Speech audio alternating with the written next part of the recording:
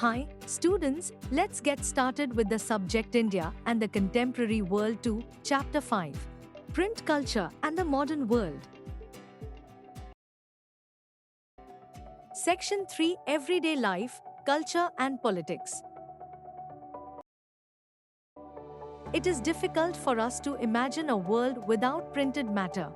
We find evidence of print everywhere around us in books, journals, newspapers, prints of famous paintings, and also in everyday things like theatre programs, official circulars, calendars, diaries, advertisements, cinema posters at street corners. We read printed literature, see printed images, follow the news through newspapers, and track public debates that appear in print. We take for granted this world of print and often forget that there was a time before print. We may not realize that print itself has a history which has, in fact, shaped our contemporary world. What is this history? When did printed literature begin to circulate? How has it helped create the modern world? In this chapter, we will look at the development of print, from its beginnings in East Asia to its expansion in Europe and in India. We will understand the impact of the spread of technology and consider how social lives and cultures changed with the coming of print. Fig. 1. Bookmaking before the age of print, from Akhlaq I Nasiri, 1595. This is a royal workshop in the 16th century, much before printing began in India. You can see the text being dictated, written and illustrated. The art of writing and illustrating by hand was important in the age before print. Think about what happened to these forms of art with the coming of printing machines. 1. The first printed books, Fig. 2a. A page from the Diamond Sutra. The earliest kind of print technology was developed in China, Japan and Korea. This was a system of hand printing. From AD 594 onwards, books in China were printed by rubbing paper, also invented there, against the ink surface of wood blocks. As both sides of the thin, porous sheet could not be printed, the traditional Chinese accordion book was folded and stitched at the side. Superbly skilled craftsmen could duplicate, with remarkable accuracy, the beauty of calligraphy. The imperial state in China was, for a very long time, the major producer of printed material. China possessed a huge bureaucratic system which recruited its personnel through civil service examinations. Textbooks for this examination were printed in vast numbers under the sponsorship of the imperial state. From the 16th century, the number of examination candidates went up, and that increased the volume of print. By the 17th century, as urban culture bloomed in China, the uses of print diversified. Print was no longer used just by scholar officials. Merchants used print in their everyday life as they collected trade information. Reading increasingly became a leisure activity. The new readership preferred fictional narratives, poetry, autobiographies, anthologies of literary masterpieces, and romantic plays. Rich women began to read, and many women began publishing their poetry and plays. Wives of scholar officials published their works, and courtesans wrote about their lives. This new reading culture was accompanied by a new technology. Western printing techniques and mechanical presses were imported in the late 19th century as Western powers established their outposts in China. Shanghai became the hub of the new print culture, catering to the Western-style schools. From hand printing, there was now a gradual shift to mechanical printing. 1.1 Print in Japan. Buddhist missionaries from China introduced hand printing technology into Japan around AD 768 to 770. The oldest Japanese book, printed in AD 868, is the Buddhist Diamond Sutra, containing 6 sheets of text and woodcut illustrations. Pictures were printed on textiles, playing cards, and paper money. In medieval Japan, poets and prose writers were regularly published, and books were cheap and abundant. Printing of visual material led to interesting publishing practices. In the late 18th century, in the flourishing urban circles at Edo, later to be known as Tokyo, illustrated collections of paintings depicted an elegant urban culture. Involving artists, court sons, and tea-house gatherings. Libraries and bookstores were packed with hand-printed material of various types, books on women, musical instruments, calculations, tea ceremony, flower arrangements, proper etiquette, cooking, and famous places. Fig. 2a. A page from the Diamond Sutra. Belonging to the mid-13th century, printing wood blocks of the Tripitaka Koreana are a Korean collection of Buddhist scriptures. They were engraved on about 80,000 wood blocks. They were inscribed on the UNESCO Memory of the World Register in 2007. Source: http://www.cha.go.kr. Fig. To be Tripitaka Koreana. Box 1, Kitagawa Utamaro, born in Edo in 1753, was widely known for his contributions to an art form called ukiyo, pictures of the floating world, or depiction of ordinary human experiences, especially urban ones. These prints traveled to contemporary US and Europe and influenced artists like Manet, Monet, and Van Gogh. Publishers like Sutya Jusburo identified subjects and commissioned artists who drew the theme in outline.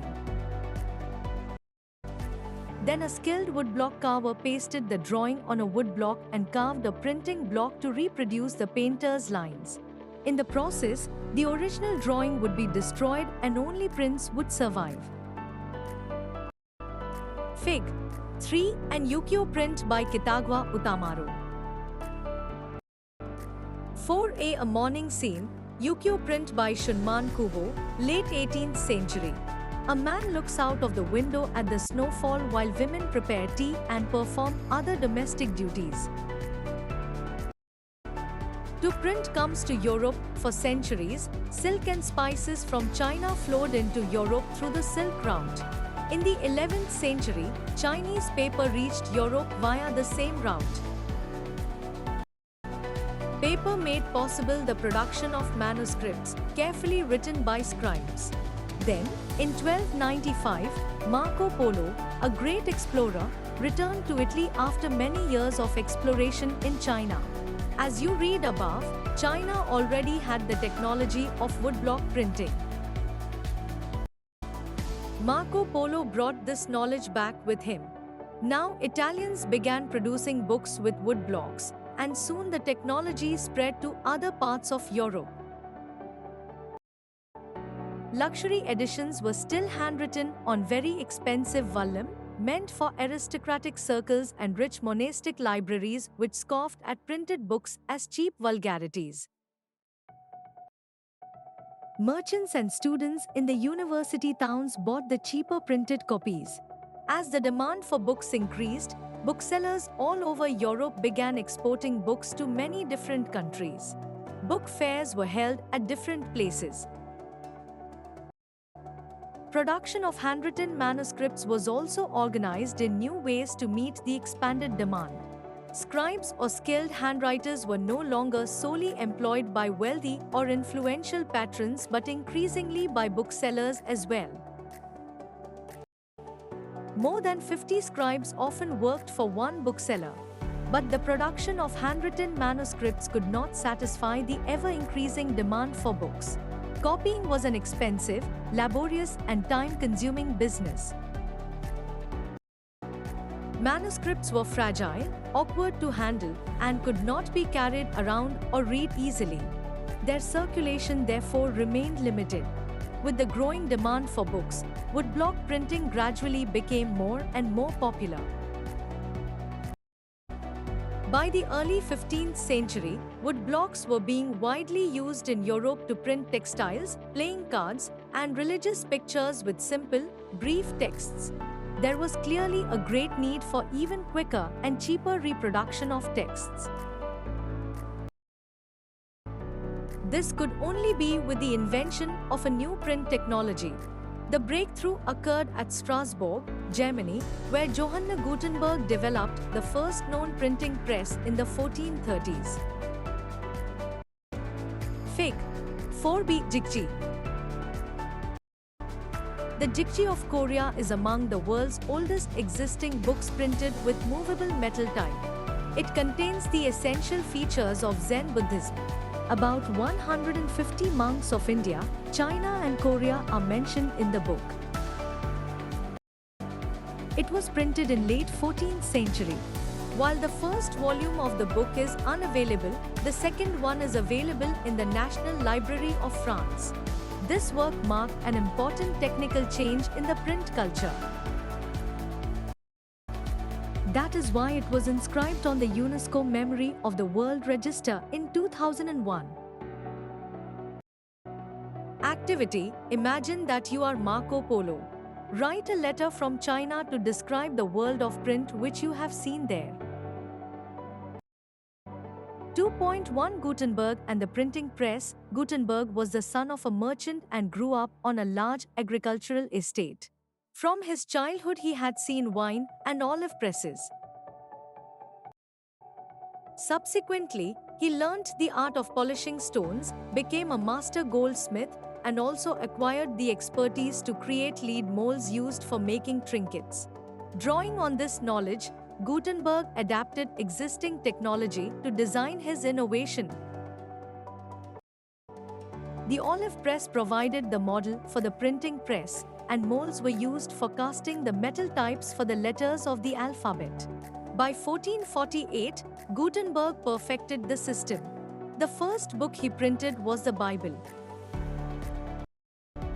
About 180 copies were printed, and it took 3 years to produce them. By the standards of the time, this was fast production.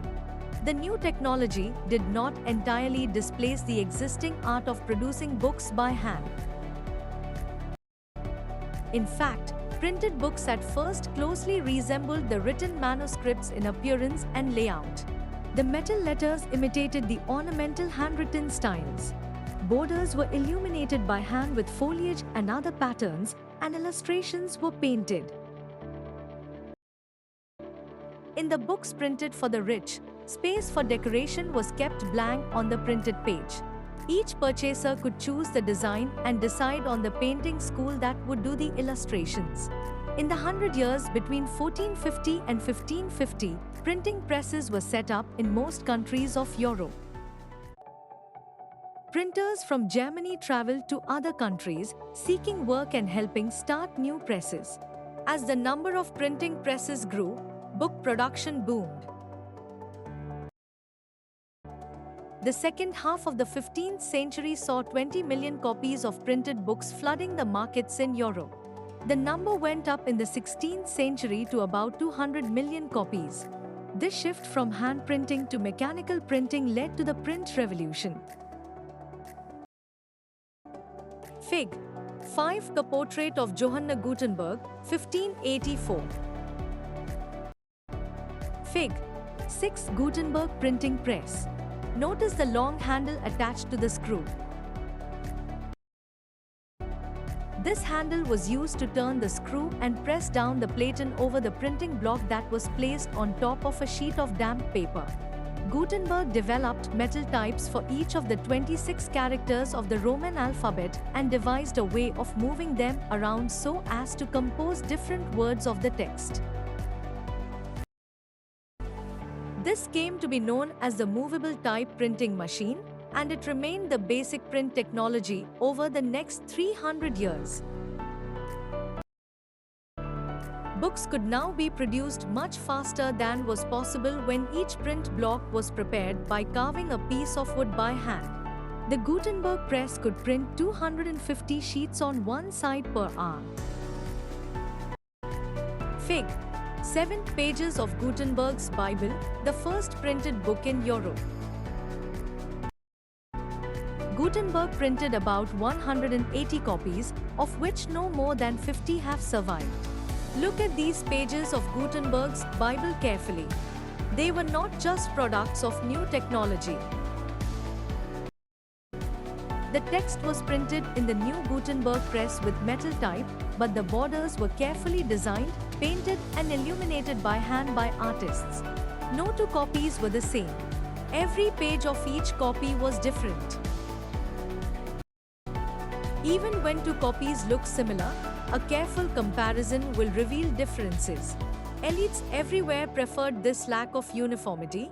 What they possessed then could be claimed as unique, for no one else owned a copy that was exactly the same.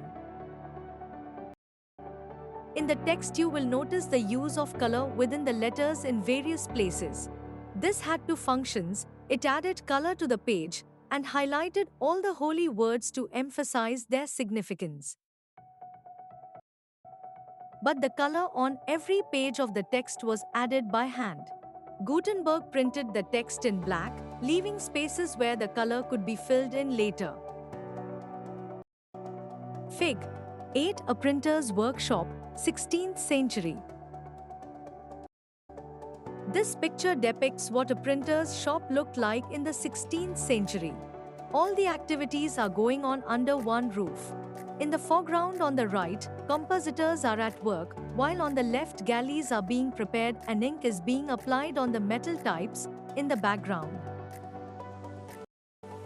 The printers are turning the screws of the press, and near them proofreaders are at work. Right in front is the final product, the double-page printed sheets, stacked in neat piles, waiting to be bound. 3. The print revolution and its impact. What was the print revolution? It was not just a development, a new way of producing books. It transformed the lives of people, changing their relationship to information and knowledge, and with institutions and authorities. It influenced popular perceptions and opened up new ways of looking at things. Let us explore some of these changes. 3.1. A new reading public. With the printing press, a new reading public emerged. Printing reduced the cost of books. The time and labor required to produce each book came down, and multiple copies could be produced with greater ease. Books flooded the market, reaching out to an ever-growing readership. Access to books created a new culture of reading. Earlier, reading was restricted to the elites. Common people lived in a world of oral culture. They heard sacred texts read out, ballads recited, and folk tales narrated. Knowledge was transferred orally. People collectively heard a story or saw a performance. As you will see in Chapter 8, they did not read a book individually and silently. Before the age of print, books were not only expensive but they could not be produced in sufficient numbers. Now books could reach out to wider sections of people. If earlier there was a hearing public, now a reading public came into being. But the transition was not so simple. Books could be read only by the literate, and the rates of literacy in most European countries were very low till the 20th century. How, then, could publishers persuade the common people to welcome the printed book? To do this, they had to keep in mind the wider reach of the printed work. Even those who did not read could certainly enjoy listening to books being read out. So printers began publishing popular ballads and folk tales, and such books would be profusely illustrated with pictures. These were then sung and recited at gatherings in villages and in taverns in towns. Oral culture thus entered print, and printed material was orally transmitted. The line that separated the oral and reading cultures became blurred, and the hearing public and reading public became intermingled. Activity: you are a bookseller advertising the availability of new cheap printed books. Design a poster for your shop window. 3.2 Religious debates and the fear of print created the possibility of wide circulation of ideas and introduced a new world of debate and discussion. Even those who disagreed with established authorities could now print and circulate their ideas. Through the printed message, they could persuade people to think differently and move them to action. This had significance in different spheres of life. Not everyone welcomed the printed book, and those who did also had fears about it. Many were apprehensive of the effects that the easier access to the printed word and the wider circulation of books could have on people's minds.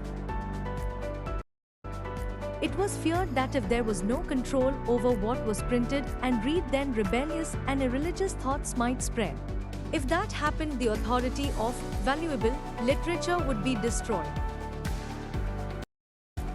Expressed by religious authorities and monarchs, as well as many writers and artists, this anxiety was the basis of widespread criticism of the new printed literature that had begun to circulate. Let us consider the implication of this in one sphere of life in early modern Europe, namely, religion. In 1517, the religious reformer Martin Luther wrote 95 theses criticizing many of the practices and rituals of the Roman Catholic Church. A printed copy of this was posted on a church door in Wittenberg. It challenged the church to debate his ideas. Luther's writings were immediately reproduced in vast numbers and read widely. This led to a division within the church and to the beginning of the Protestant Reformation. Luther's translation of the New Testament sold 5,000 copies within a few weeks, and a second edition appeared within 3 months. Deeply grateful to print, Luther said, "Printing is the ultimate gift of God and the greatest one." Several scholars, in fact, think that print brought about a new intellectual atmosphere and helped spread the new ideas that led to the Reformation. Fig. 9 J.V. Schley, Elmprimery, 1739. This is one of the many images produced in early modern Europe, celebrating the coming of print. You can see the printing press descending from heaven, carried by a goddess. On two sides of the goddess, blessing the machine, are Minerva, the goddess of wisdom, and Mercury, the messenger god, also symbolizing reason. The women in the foreground are holding plaques with the portraits of 6 pioneer printers of different countries. In the middle ground on the left, figure encircled, is the portrait of Gutenberg. 3.3 Print and dissent. Print and popular religious literature stimulated many distinctive individual interpretations of faith even among little-educated working people.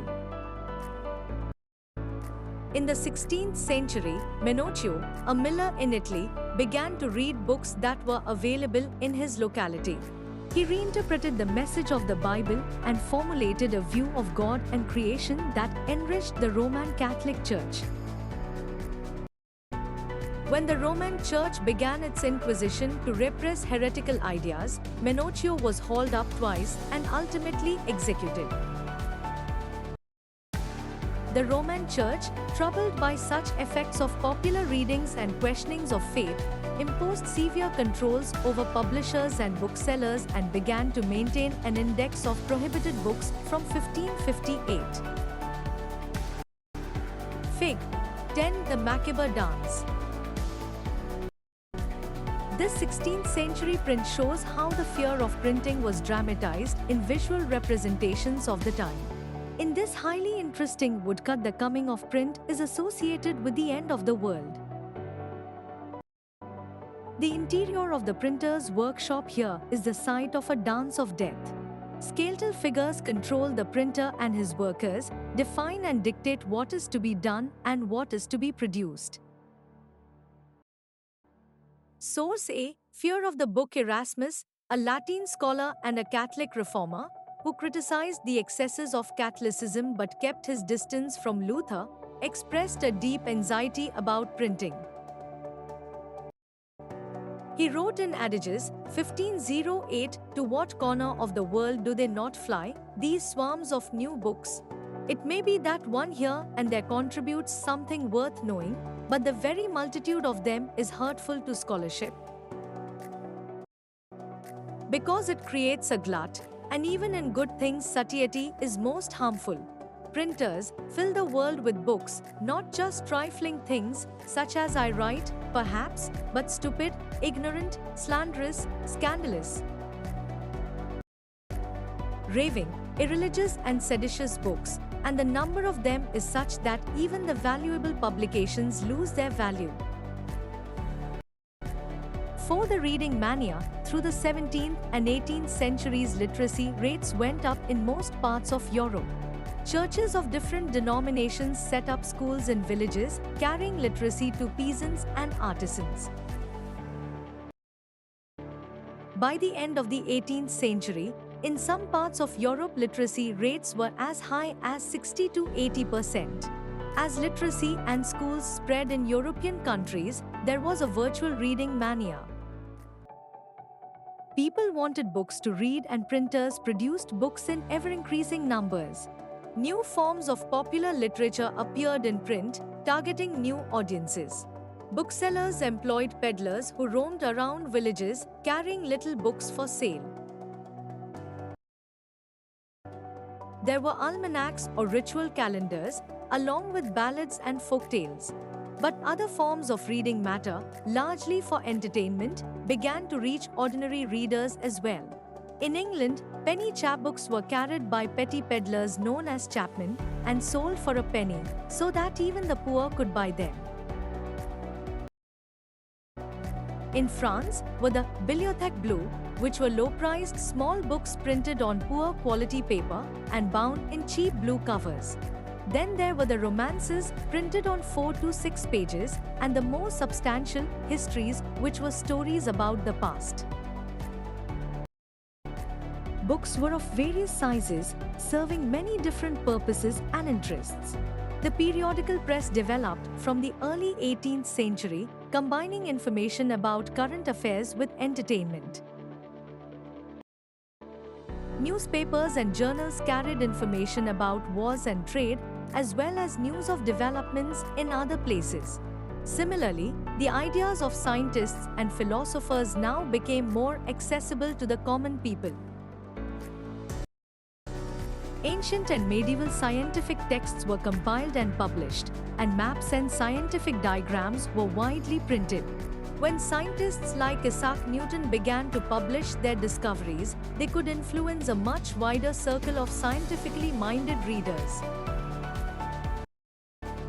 The writings of thinkers such as Thomas Paine, Voltaire and Jean-Jacques Rousseau were also widely printed and read. Thus their ideas about science, reason and rationality found their way into popular literature. Box 2, in 1791, a London publisher, James Lackington, wrote in his diary, "The sale of books in general has increased prodigiously within the last 20 years. The poorer sort of farmers and even the poor country people in general who before that period spent their winter evenings in relating stories of witches, ghosts, hobgoblins, now shorten the winter night by hearing their sons and daughters read them tales, romances, etc. If John goes to town with a load of hay, he is charged to be sure not to forget to bring home Peregrine Pickle's adventure. And when Dolly is sent to sell her eggs, she is commissioned to purchase the history of Joseph Andrews." 4.1 Tremble, therefore, tyrants of the world. By the mid-18th century, there was a common conviction that books were a means of spreading progress and enlightenment. Many believed that books could change the world, liberate society from despotism and tyranny, and herald a time when reason and intellect would rule. Louis Sébastien Mercier, a novelist in 18th century France, declared, "The printing press is the most powerful engine of progress, and public opinion is the force that will sweep despotism away." In many of Mercier's novels, the heroes are transformed by acts of reading. They devour books, are lost in the world books create, and become enlightened in the process. Convinced of the power of print in bringing enlightenment and destroying the basis of despotism, Mercier proclaimed, "Tremble, therefore, tyrants of the world. Tremble before the virtual writer." 4.2 Print culture and the French Revolution. Many historians have argued that print culture created the conditions within which French Revolution occurred. Can we make such a connection? Three types of arguments have been usually put forward. First, print popularized the ideas of the Enlightenment thinkers. Collectively, their writings provided a critical commentary on tradition, superstition, and despotism. They argued for the rule of reason rather than custom, and demanded that everything be judged through the application of reason and rationality. They attacked the sacred authority of the church and the despotic power of the state, thus eroding the legitimacy of a social order based on tradition. The writings of Voltaire and Rousseau were read widely, and those who read these books saw the world through new eyes that were questioning, critical, and rational. Second, print created a new culture of dialogue and debate. All values, norms, and institutions were re-evaluated and discussed by a public that had become aware of the power of reason and recognized the need to question existing ideas and beliefs. Within this public culture, new ideas of social revolution came into being. Third, by the 1780s there was an outpouring of literature that mocked the royalty and criticized their morality. In the process, it raised questions about the existing social order. Cartoons and caricatures typically suggested that the monarchy remained absorbed only in sensual pleasures while the common people suffered immense hardships. This literature circulated underground and led to the growth of hostile sentiments against the monarchy. How do we look at these arguments? There can be no doubt that print helps the spread of ideas. But we must remember that people did not read just one kind of literature. If they read the ideas of Voltaire and Rousseau, they were also exposed to monarchical and church propaganda. They were not influenced directly by everything they read or saw. They accepted some ideas and rejected others. They interpreted things their own way. Print did not directly shape their minds, but it did open up the possibility of thinking differently. Source B. This is how Mercier describes the impact of the printed word and the power of reading in one of his books. Anyone who had seen me reading would have compared me to a man dying of thirst who was gulping down some fresh, pure water. Lighting my lamp with extraordinary caution, I threw myself hungrily into the reading. An easy eloquence, effortless and animated, carried me from one page to the next without my noticing it. A clock struck off the hours in the silence of the shadows, and I heard nothing. My lamp began to run out of oil and produced only a pale light, but still I read on. I could not even take out time to raise the wick for fear of interrupting my pleasure. How those new ideas rushed into my brain. How my intelligence adopted them. Quoted by Robert Danton, The Forbidden Bestsellers of Pre-Revolutionary France, 1995. Activity: imagine that you are a cartoonist in France before the revolution. Design a cartoon as it would have appeared in a pamphlet. Fig. 11. The nobility and the common people before the French Revolution, a cartoon of the late 18th century. The cartoon shows how the ordinary people, peasants, artisans and workers, had a hard time while the nobility enjoyed life and oppressed them. Circulation of cartoons like this one had an impact on the thinking of people before the revolution. 5. The 19th century. The 19th century saw vast leaps in mass literacy in Europe, bringing in large numbers of new readers among children, women, and workers. 5.1 Children, women, and workers. As primary education became compulsory from the late 19th century, children became an important category of readers. Production of school textbooks became critical for the publishing industry. A children's press, devoted to literature for children alone, was set up in France in 1857. This press published new works as well as old fairy tales and folk tales. The Grimm brothers in Germany spent years compiling traditional folk tales gathered from peasants. What they collected was edited before the stories were published in a collection in 1812. Anything that was considered unsuitable for children or would appear vulgar to the elites was not included in the published version. Rural folk tales thus acquired a new form. In this way, print recorded old tales but also changed them. Women became important as readers as well as writers. Penny magazines, see Fig. 12, were especially meant for women, as were manuals teaching proper behavior and housekeeping. When novels began to be written in the 19th century, women were seen as important readers. Some of the best-known novelists were women: Jane Austen, the Bronte sisters, George Eliot. Their writings became important in defining a new type of woman, a person with will, strength of personality, determination, and the power to think. Lending libraries had been in existence from the 17th century onwards. In the 19th century, lending libraries in England became instruments for educating white-collar workers, artisans, and lower middle-class people. Sometimes, self-educated working-class people wrote for themselves. After the working day was gradually shortened from the mid-19th century, workers had some time for self-improvement and self-expression. They wrote political tracts and autobiographies in large numbers.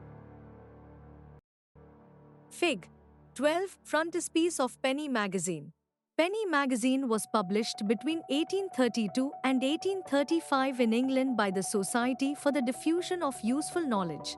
It was aimed primarily at the working class. Box 3, Thomas Wood, a Yorkshire mechanic, narrated how he would rent old newspapers and read them by firelight in the evenings as he could not afford candles. Autobiographies of poor people narrated their struggles to read against grim obstacles. The 20th century Russian revolutionary author Maxim Gorky's My Childhood and My University provide glimpses of such struggles. 5.2 Further innovations. By the late 18th century, the press came to be made out of metal. Through the 19th century, there were a series of further innovations in printing technology. By the mid-19th century, Richard M. Hoe of New York had perfected the power-driven cylindrical press. This was capable of printing 8,000 sheets per hour. This press was particularly useful for printing newspapers. In the late 19th century, the offset press was developed, which could print up to 6 colors at a time. From the turn of the 20th century, electrically operated presses accelerated printing operations. A series of other developments followed. Methods of feeding paper improved, the quality of plates became better, automatic paper reels and photoelectric controls of the color register were introduced. The accumulation of several individual mechanical improvements transformed the appearance of printed texts. Printers and publishers continuously developed new strategies to sell their product. 19th century periodicals serialized important novels, which gave birth to a particular way of writing novels. In the 1920s in England, popular works were sold in cheap series called the Shilling series. The dust cover or the book jacket is also a 20th century innovation. With the onset of the Great Depression in the 1930s, publishers feared a decline in book purchases. To sustain buying, they brought out cheap paperback editions. Activity: look at Fig. 13. What impact do such advertisements have on the public mind? Do you think everyone reacts to printed material in the same way? Fig.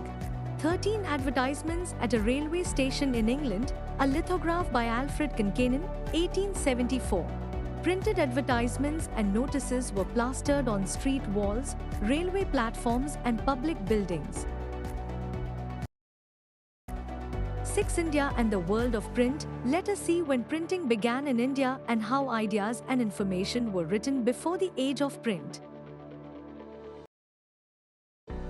6.1 Manuscripts. Before the age of print, India had a very rich and old tradition of handwritten manuscripts in Sanskrit, Arabic, Persian, as well as in various vernacular languages. Manuscripts were copied on palm leaves or on handmade paper. Pages were sometimes beautifully illustrated. They would be either pressed between wooden covers or sewn together to ensure preservation. Manuscripts continued to be produced till well after the introduction of print, down to the late 19th century. Manuscripts, however, were highly expensive and fragile. They had to be handled carefully, and they could not be read easily as the script was written in different styles. So manuscripts were not widely used in everyday life. Even though pre-colonial Bengal had developed an extensive network of village primary schools, students very often did not read texts. They only learned to write. Teachers dictated portions of text from memory and students wrote them down. Many thus became literate without ever actually reading any kinds of texts. Fig. 14 pages from the Gita Govinda of Jayadev, 18th century. This is a palm leaf handwritten manuscript in accordion format. Fig. 15 pages from the Diwan of Hafiz, 1824. Hafiz was a 14th century poet whose collected works are known as Diwan. Notice the beautiful calligraphy and the elaborate illustration and design. Manuscripts like this continued to be produced for the rich even after the coming of the letterpress. Fig. 16 pages from the Rig Veda. Handwritten manuscripts continued to be produced in India till much after the coming of print. This manuscript was produced in the 18th century in the Malayalam script. 6.2 Print comes to India. The printing press first came to Goa with Portuguese missionaries in the mid-16th century. Jesuit priests learnt Konkani and printed several tracts. By 1674, about 50 books had been printed in the Konkani and in Kannada languages. Catholic priests printed the first Tamil book in 1579 at Cochin, and in 1713 the first Malayalam book was printed by them. By 1710, Dutch Protestant missionaries had printed 32 Tamil texts, many of them translations of older works. The English language press did not grow in India till quite late, even though the English East India Company began to import presses from the late 17th century. From 1780, James Augustus Hickey began to edit the Bengal Gazette, a weekly magazine that described itself as a commercial paper open to all, but influenced by none. So it was private English enterprise, proud of its independence from colonial influence, that began English printing in India.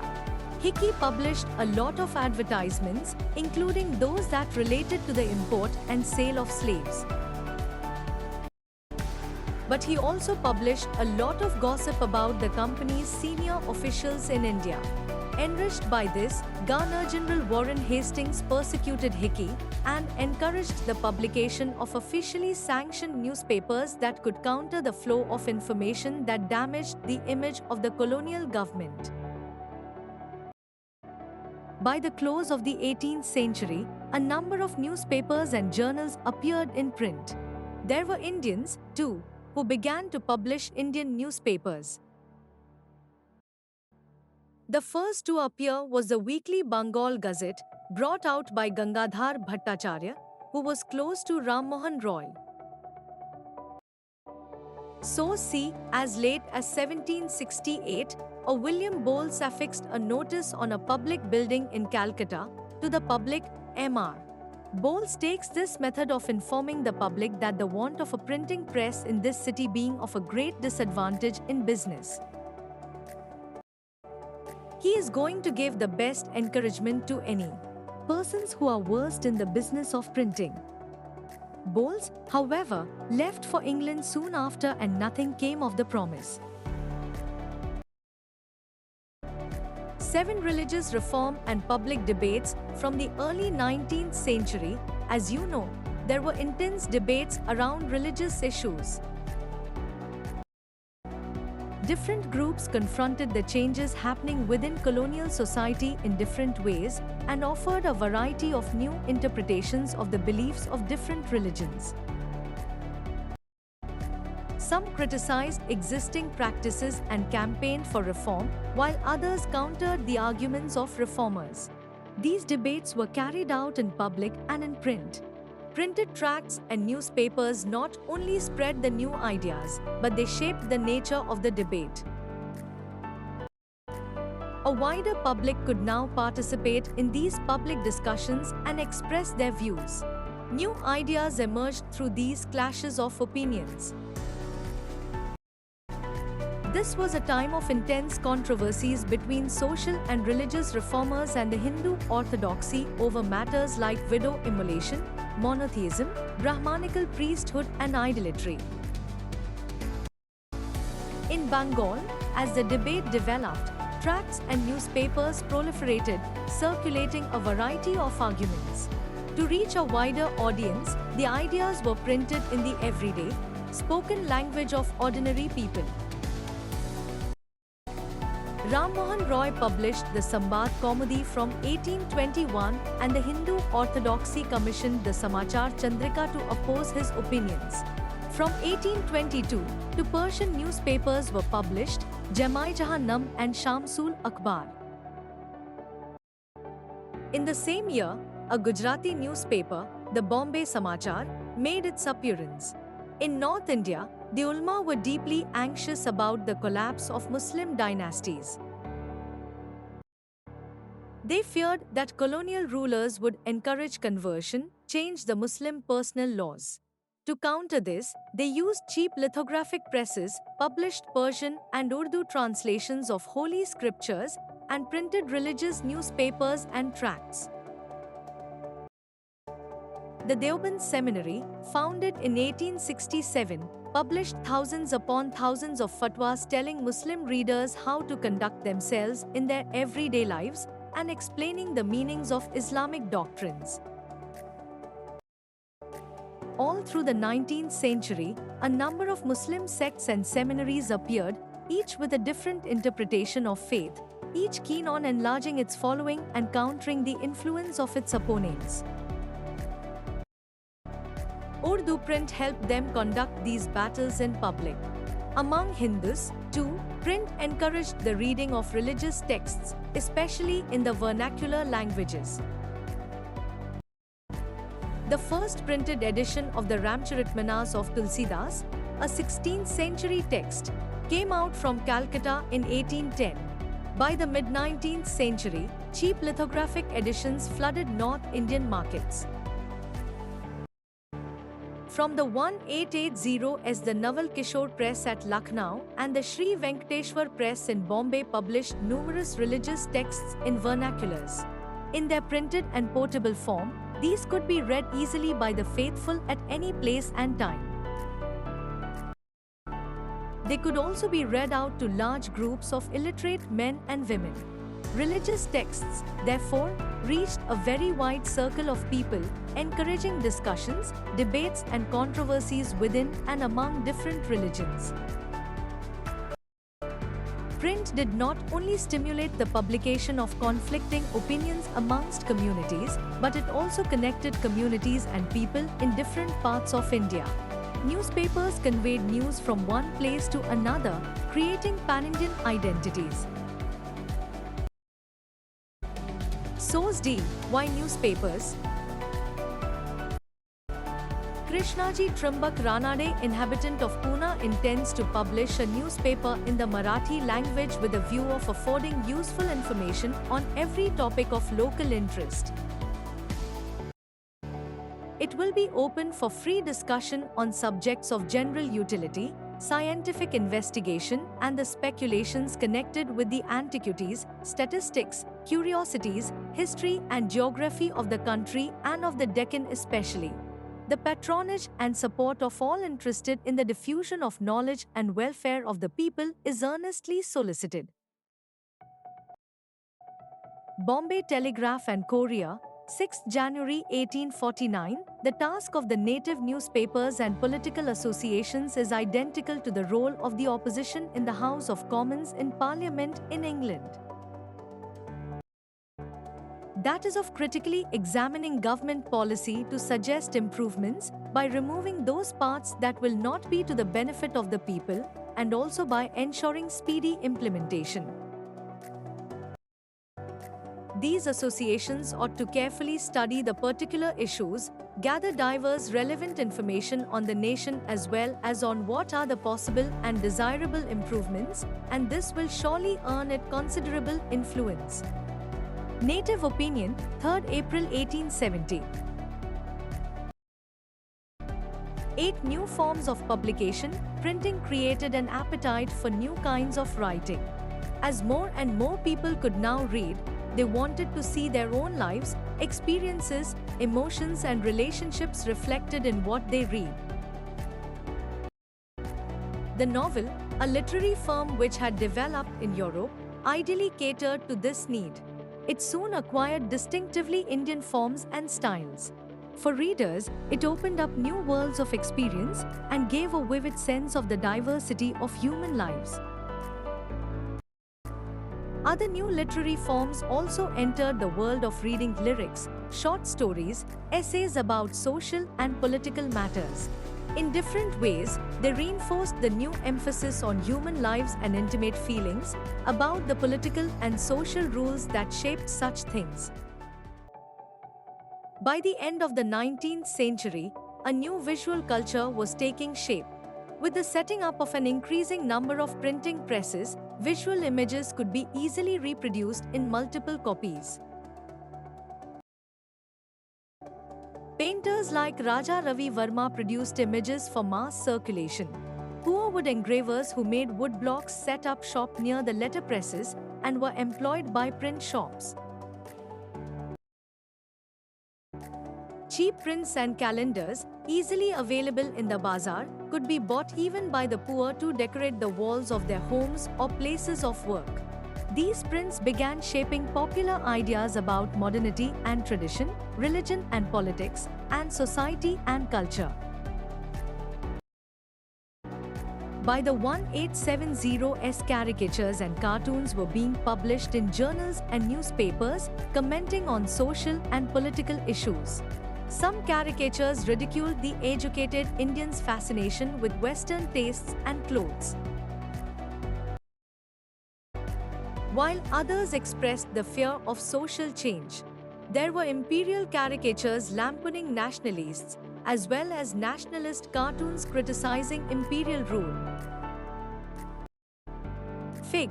17. Raja Ritudhwaj rescuing Princess Madalsa from the captivity of demons, print by Ravi Verma. Raja Ravi Verma produced innumerable mythological paintings that were printed at the Ravi Verma Press. 8.1 Women and print, lives and feelings of women began to be written in particularly vivid and intense ways.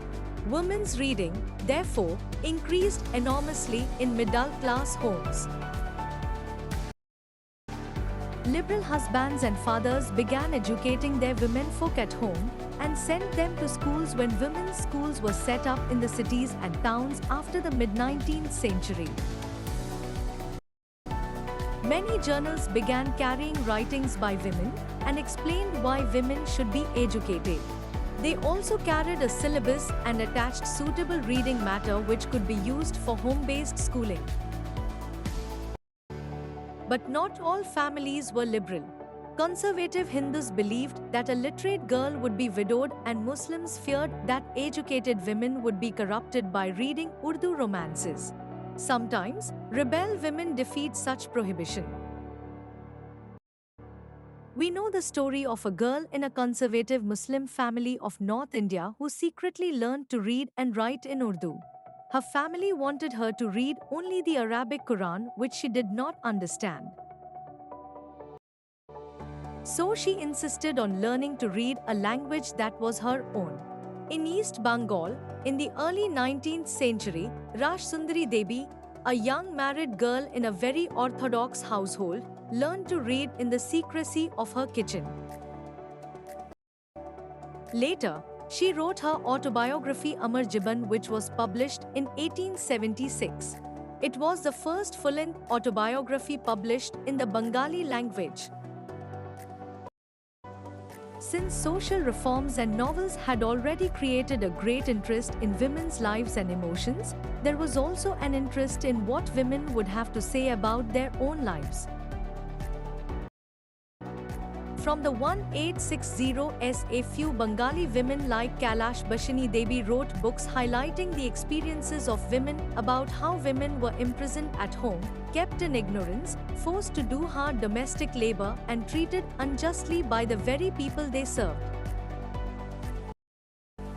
In the 1880s in present-day Maharashtra, Tarabai Shinde and Pandita Ramabai wrote with passionate anger about the miserable lives of upper caste Hindu women, especially widows.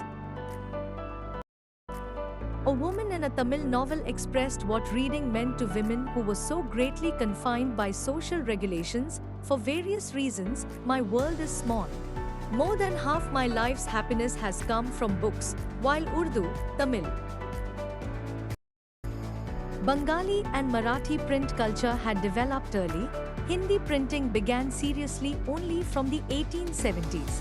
Soon, a large segment of it was devoted to the education of women. In the early 20th century, journals, written for and sometimes edited by women, became extremely popular. They discussed issues like women's education, widowhood, widow remarriage, and the national movement. Some of them offered household and fashion lessons to women and brought entertainment through short stories and serialized novels. In Punjab, too, a similar folk literature was widely printed from the early 20th century. Ram Chaddha published the fast-selling Istri Dharm Vichar to teach women how to be obedient wives. The Khalsa Tract Society published cheap booklets with a similar message. Many of these were in the form of dialogues about the qualities of a good woman. In Bengal, an entire area in central Calcutta, the Batala, was devoted to the printing of popular books. Here you could buy cheap editions of religious tracts and scriptures, as well as literature that was considered obscene and scandalous. By the late 19th century, a lot of these books were being profusely illustrated with woodcuts and colored lithographs. Peddlers took the Batala publications to homes, enabling women to read them in their leisure time. Fig. 18. The cover page of Indian Charivari.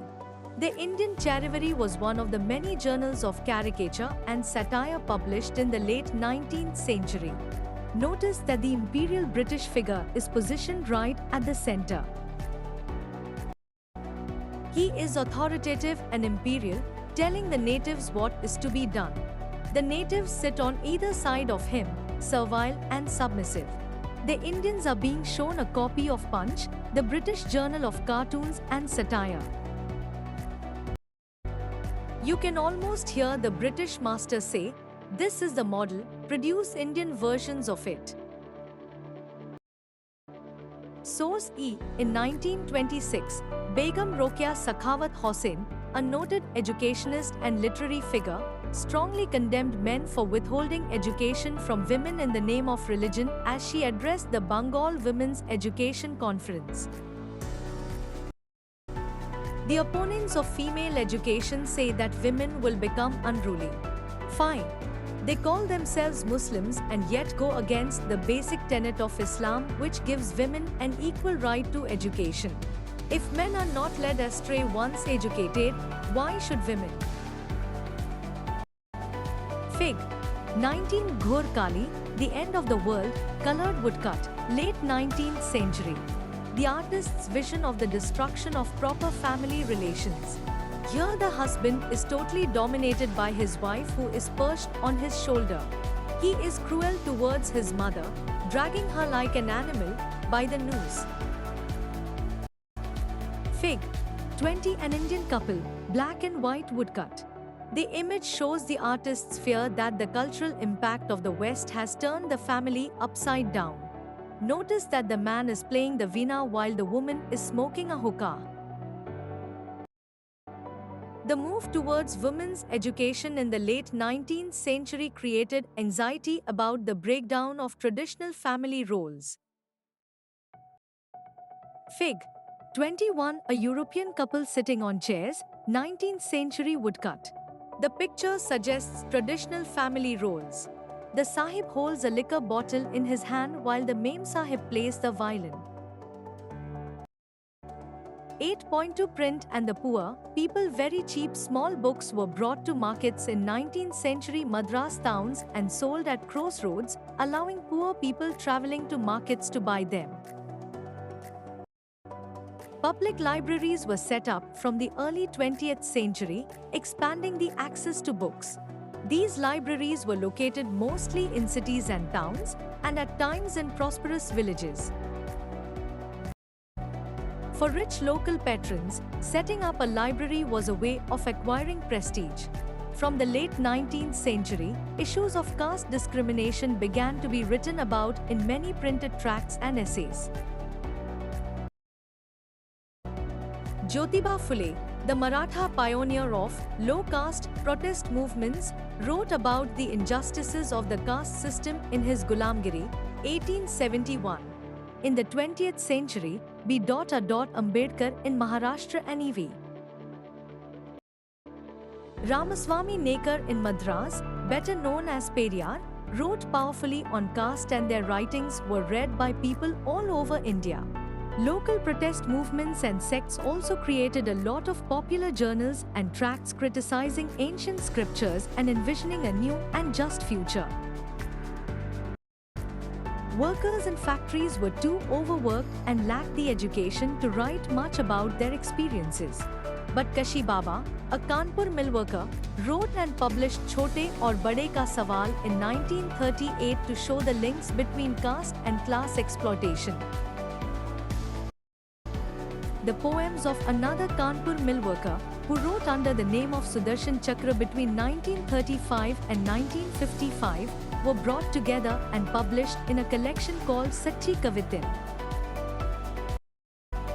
By the 1930s, Bangalore cotton mill workers set up libraries to educate themselves, following the example of Bombay workers. These were sponsored by social reformers who tried to restrict excessive drinking among them, to bring literacy and, sometimes, to propagate the message of nationalism. Activity, look at figs. 19, 20 and 21 carefully. 1. What comment are the artists making on the social changes taking place in society? 2. What changes in society were taking place to provoke this reaction? 3. Do you agree with the artist's view? Fig. 22 Lakshmi Bejbarua, 1868 to 1938. He was a doya of modern Assamese literature. Barhi Ayer Sadhu, Grandma's Tales, is among his notable works. He penned the popular song of Assam, O More Apunar Desh, O My Beloved Land. 9. Print and censorship. Before 1798, the colonial state under the East India Company was not too concerned with censorship. Strangely, its early measures to control printed matter were directed against Englishmen in India who were critical of company misrule and hated the actions of particular company officers. The company was worried that such criticisms might be used by its critics in England to attack its trade monopoly in India. By the 1820s, the Calcutta Supreme Court passed certain regulations to control press freedom, and the company began encouraging publication of newspapers that would celebrate British rule. In 1835, faced with urgent petitions by editors of English and vernacular newspapers, Governor-General Bentinck agreed to revise press laws. Thomas Macaulay, a liberal colonial official, formulated new rules that restored the earlier freedoms. After the revolt of 1857, the attitude to freedom of the press changed. Enraged Englishmen demanded a clampdown on the native press. As vernacular newspapers became assertively nationalist, the colonial government began debating measures of stringent control. In 1878, the Vernacular Press Act was passed, modelled on the Irish press laws.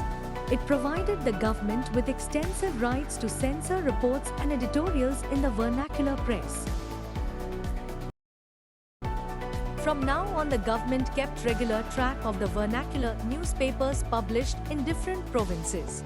When a report was judged as seditious, the newspaper was warned, and if the warning was ignored, the press was liable to be seized and the printing machinery confiscated. Despite repressive measures, nationalist newspapers grew in numbers in all parts of India. They reported on colonial misrule and encouraged nationalist activities. Attempts to throttle nationalist criticism provoked militant protest. This in turn led to a renewed cycle of persecution and protests. When Punjab revolutionaries were deported in 1907, Bal Gangadhar Tilak wrote with great sympathy about them in his Kesari. This led to his imprisonment in 1908, provoking in turn widespread protests all over India. Box 4. Sometimes, the government found it hard to find candidates for editorship of loyalist papers. When Sanders, editor of the Statesman that had been founded in 1877, was approached, he asked rudely how much he would be paid for suffering the loss of freedom. The Friend of India refused a government subsidy, fearing that this would force it to be obedient to government commands. Box 5. The power of the printed word is most often seen in the way governments seek to regulate and suppress print. The colonial government kept continuous track of all books and newspapers published in India and passed numerous laws to control the press. During the First World War, under the Defence of India rules, 22 newspapers had to furnish securities. Of these, 18 shut down rather than comply with government orders. The Sedition Committee report under Rowlatt in 1919 further strengthened controls that led to imposition of penalties on various newspapers. At the outbreak of the Second World War, the Defence of India Act was passed, allowing censoring of reports of war-related topics. All reports about the Quit India movement came under its purview. In August 1942, about 90 newspapers were suppressed. Source F. Gandhi said in 1922, liberty of speech, liberty of the press, freedom of association. The Government of India is now seeking to crush the three powerful vehicles of expressing and cultivating public opinion. The fight for Swaraj, for Khilafat, means a fight for this threatened freedom before all else. Thanks for watching.